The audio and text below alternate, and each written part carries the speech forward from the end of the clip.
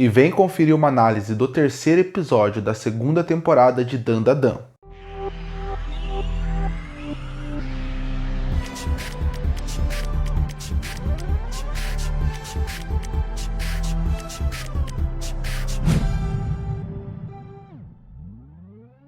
E chegou finalmente o terceiro episódio da segunda temporada de Dandadan. E para quem não sabe, esse foi o último episódio que passou nos cinemas. Eu fui há um mês atrás assistir nos cinemas Dandadan Evil Eye. E ele era um produto que iria passar alguns episódios da nova temporada. E o final do filme, ele é exatamente o final desse terceiro episódio. Então a partir de agora, a partir do 4, eu não sei o que vai acontecer, até porque eu não li o mangá ainda. Está na minha lista, mas eu tô curtindo o anime primeiro. Bom, agora vamos falar o que acontece no episódio fazendo uma análise. E o episódio começa da mesma forma como o último terminou, com o Didi versus o Okarun. O Didi no formato demônio tentando acertar a Momo, e o Okarun tentando proteger ela de qualquer forma, meio que dividindo aquela bola, fazendo um pé de ferro ali. O Didi acaba perdendo por alguns segundos, o Okarun consegue nesse momento pegar a Momo e consegue proteger ela de qualquer jeito, colocando ela nas costas e fugindo o mais rápido dali. Eles fogem e sobem a escada o mais rápido possível, porque eles sabem que talvez tenha uma possibilidade deles saírem dali. Chegando lá, eles percebem duas coisas sobre aquele lugar. O primeiro é que ele realmente é rodeado de veneno. E segundo é que o único poder que aquele verme tem é o elétrico. Então a Momo fala, o veneno tá ficando mais forte, o bicho tem o poder que envolve a eletricidade e se eles não saírem de lá, eles vão ter um problema muito grave. A sorte deles é que o Okarun é um cara que sempre gostou muito dessa ideia de mitologia dos lugares, fantasmas, monstros, e eles chegando até aquele vilarejo, o Okarun leu uma revista onde falava sobre vermes locais, e falava que a maior fraqueza deles seria a luz do sol. Mas a pergunta é, como que a luz do sol vai entrar naquele lugar, tão abaixo, numa criatura que vive dentro da terra? Então, o Okarun tem uma ideia. Ele vai tirar a Momo primeiro daquele lugar, jogando ela lá pra cima, e aí quando ela chega lá, ela arranja um jeito deles saírem de dentro do buraco. A partir daí, a Momo fala que, mesmo que os dois saiam, o Didi não vai querer sair daquela forma, de nenhuma forma de lá, tendo no modo demoníaco. O Okarun então fala, pode ir tranquila que eu vou segurar o Didi aqui. E aí entra a grande ideia do Okarun, colocar ela em cima de uma poltrona e usar toda a sua força demônio para chutar ela para cima, para ela conseguir chegar o mais próximo do buraco possível, para ela conseguir sair daquele lugar. E é isso que ele faz. Ele conta até 3 e chuta ela lá para cima. Quando parece que ela não vai alcançar, ela usa o seu poder e acaba esticando ela e ela consegue sair do buraco. Nessa hora o Didi volta para a batalha e ele fala, bom, primeiro eu vou destruir você, o Karun demônio, e depois eu vou atrás dela e vou destruir ela. Nesse momento, foca mais uma vez na Momo, onde ela já está pensando em caminhos para poder tirar eles lá de baixo. Primeiro, ela pensou em pegar uma corda, e ela tenta jogar através da cortina uma corda gigante, mas ela não chega nem perto. Então, ela tem um flashback de quando ela era criança com o Didi, e nesse flashback, ela lembra de o suicídio da minhoca.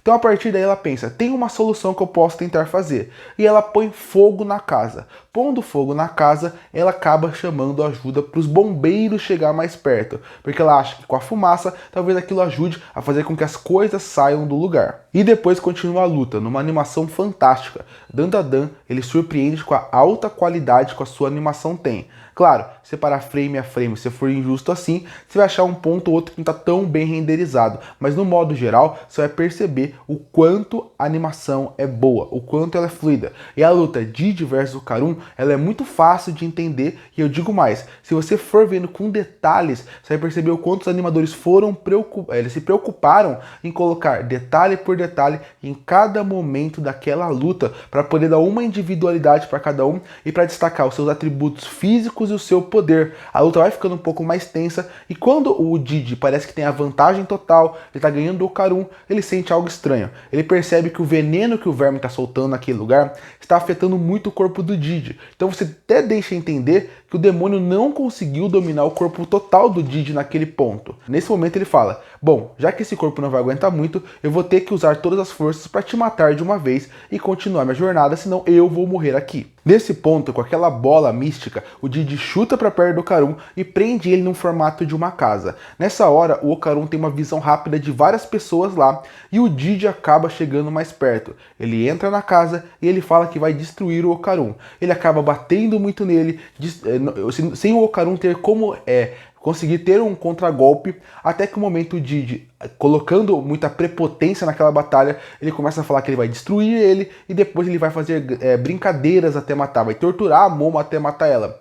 Obviamente isso acaba fazendo com que o Okarun tenha uma força a mais. Essa força faz com que ele pegue no rosto do Didi e acabe batendo nele até ele acabar desmaiando e o Okarun acaba ganhando a batalha. Essa sequência é muito interessante porque ele mostra qual é a maior fraqueza do demônio. O demônio, que está dentro do Didi, ele acredita que a força dele vem da vingança, vem da raiva. Ele foi alguém que sempre cresceu sozinho.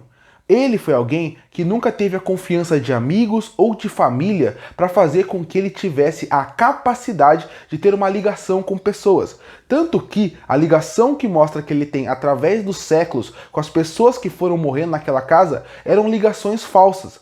Então isso deixa ele cada vez mais fraco. O Okarun, por outro lado, ele tem alguém que ele ama e ele quer proteger, que é a Momo. O Okarun também foi uma pessoa que sempre foi sozinho, nunca teve ninguém. E a Momo acaba dando essa luz para ele. Tanto que você pode perceber na abertura e no encerramento, quando o anime faz a perspectiva do Okarun com seus olhos. Quando ele vê um mundo todo cinza à sua volta, durante o óculos, quando ele vê a Momo, o mundo fica colorido. É como ele vê o mundo. O mundo sempre foi muito sombrio. O mundo é uma desgraça para ele, com demônios e coisas querendo te matar. Mas quando ele está com a Momo, as coisas deixam ele mais feliz. O mundo parece que tem mais cores num lugar sem vida. E isso é uma metáfora muito interessante de quando você quer lutar por alguém, quando você quer brigar por alguém, quando você ama alguém como o Okarun ama a Momo, faz com que você até supere os seus limites por aquela pessoa. E isso é uma ligação muito interessante de amizade e mais do que isso, até amor no caso deles. Mas é realmente a ligação real, uma ligação que aquele demônio nunca teve. E essa foi sua maior fraqueza. Ele luta só por vingança e a vingança deixa ele cego. Enquanto o Okarun tem alguém por quem ele quer lutar e por quem ele quer voltar. Ele não quer simplesmente sobreviver, ele quer sobreviver por ela. É uma ligação muito interessante porque é um demônio que nunca teve nada e o Okarun que ganhou a partir da Momo. Talvez se o Okarun nunca tivesse conhecido a Momo, tivesse sido dominado por um demônio, ele seria o Didi. Porque ele nunca teria alguém para quem proteger, alguém porque ele quer voltar ou ele quer lutar. Então essa metáfora é muito legal porque é praticamente um espelho narrativo de um para o outro. De alguém que conquistou o amor que ele não tinha por ninguém, com alguém que nunca teve nada. É uma metáfora que a gente vê em vários animes diferentes, é usado repetidamente em histórias da pessoa que supera os objetivos por quem está do seu lado, porque por quem só quer ter vingança, mas mesmo assim eu acho que eles trabalharam muito bem, porque não foi algo aleatório, foi algo que foi apresentado desde o começo da temporada, com os flashbacks do demônio, e até com o próprio Didi, que é alguém que tem amizades, mas tem a ausência da família, tem a ausência das pessoas queridas à sua volta. Então isso é interessante, eu gosto muito dessa parte, porque a metáfora que fazem através da casa, das pessoas e do demônio é muito interessante, realmente funciona muito bem para esse arco. Esgotado e os dois sem poderes no chão, nessa hora o Okarun só pede pra Momo salvar eles logo. Mas nessa hora ele ouve uma voz lá embaixo na casa onde eles começaram a batalha. E é a vovó Turbo, ela tá reclamando que ela tá presa. É uma cena engraçada, o Okarun tenta salvar ela e acaba ficando preso num piche que não deixa ele se mexer de jeito nenhum. É engraçado, pelo menos é uma cena engraçadinha no episódio que estava mais tenso, mais pesado e focado na ação. Volta pra Momo fora da casa, ela tem um conflito com os guardas ali que acreditam que ela pôs fogo, ela fala que aquela casa é amaldiçoada, eles começam a jogar água dentro da casa e isso faz com que o verme simplesmente saia da terra e apareça no sol e comece a ser destruído. Nessa hora, a Momo tem um flashback de quando ela conversou com o Didi e o Didi explicou como que era o suicídio das minhocas. Normalmente em dias chuvosos, quando chove muito, alaga a terra. As minhocas não têm como respirar, então tentando achar um refúgio, elas acabam saindo da terra de qualquer jeito, porque saindo da terra, elas vão ter um mínimo de respiro. O que elas não sabem é que a minhoca não sabe é que a luz vai afetar elas, então elas acabam saindo, respirando, mas o sol mata elas e por isso que chama suicídio das minhocas. E é isso que acontece aqui. O verme gigante, que é uma minhoca gigante, sai da terra e acaba meio que quase sendo destruída. Ela cai perto da casa, mas nessa hora a Momo acaba jogando no caminhão e ela acaba tirando tudo que estava na sua frente, e aquele verme gigante acaba sendo praticamente destruído pelo sol. E isso também é uma coisa muito interessante do episódio, porque ele consegue trazer um dinamismo e uma ideia de que você tem pouco tempo, faz com que você fique preso lá. Primeiro, pelo veneno. Tem uma luta entre o Didi e o Karun. Poderia ser uma luta que durasse muito tempo, ou não tivesse limites. O veneno coloca uma tensão maior para quem está assistindo, porque você assistindo pensa, olha, eles vão morrer, eles têm pouco tempo. É como se colocasse uma bomba dentro daquele lugar. O tempo que colocam em bombas em filmes, séries, animes, é para você ter um senso de urgência maior. E é isso que acontece aqui. Com o veneno no lugar, faz com que você, como público, tenha um senso de urgência deles conseguirem poder morrer a qualquer minuto. E o sol é a mesma coisa, porque você pensa, o verme só vai ser destruído se aparecer o sol. Só que já está no entardecer. Se não tirar o verme rápido, o verme não vai morrer nunca, ele só vai ser um verme solto. Então esse é outro senso de urgência que funciona muito bem aqui, o sol estar sumindo. Então eu gosto muito dessa parte narrativa que aumenta e acelera o ritmo do episódio pra gente ficar mais focado nele. Nessa hora com o verme destruído, parece que todo o conflito acabou. O verme que não tinha ainda absorvido, né, tinha comido realmente digerido todas as pessoas que estavam dentro dele recentemente, sai de dentro dele. Então a família Keito está viva. A família Keito fala que ela fez uma grande catástrofe e o vulcão entra em erupção e o episódio se encerra. Bom, uma coisa que eu queria falar do episódio é mais um conceito que é apresentado desde o primeiro e é mostrado aqui, que é as diferentes fases de um luto e da morte.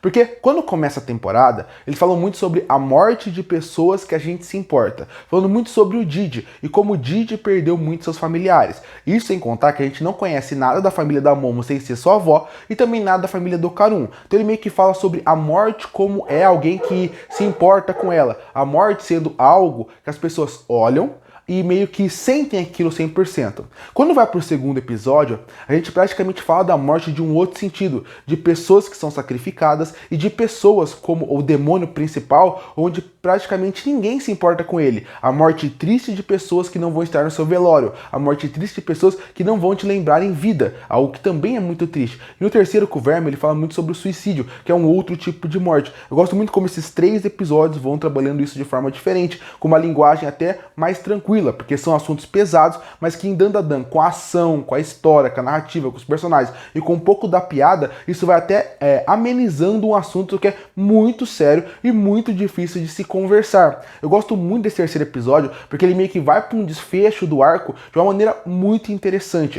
Ele vai para um desfecho de um arco que ele leva mais para um terror e mostra também como que Dandadan é um anime criativo e inventivo, porque ele pode ser um anime completamente de comédia, completamente de drama, de ação ou de terror, e em diferentes gêneros ele acaba funcionando muito bem. Essa é uma saga de terror praticamente, mesmo não tendo sido encerrada ainda, e mesmo assim tudo flui muito bem e parece algo muito orgânico, com personagens carismáticos que acabam engrandecendo mais a obra ainda. Mais um excelente episódio que acerta nas suas narrativas, nas suas discussões, expande o universo e ainda por cima tem uma ótima trilha sonora. Eu realmente adorei esse episódio. Já tinha adorado no cinema e rever agora foi mais impactante ainda. Eu acredito que o 4º episódio deve ser o fim desse arco para começar outro a partir daqui e pra mim até agora é um arco excelente. Curte ou fortalecer o canal, se inscreve para não perder os próximos vídeos. E aí, o que achou do terceiro episódio de Dandadan? Você gostou ou não? Comenta aqui embaixo. Eu volto no próximo vídeo.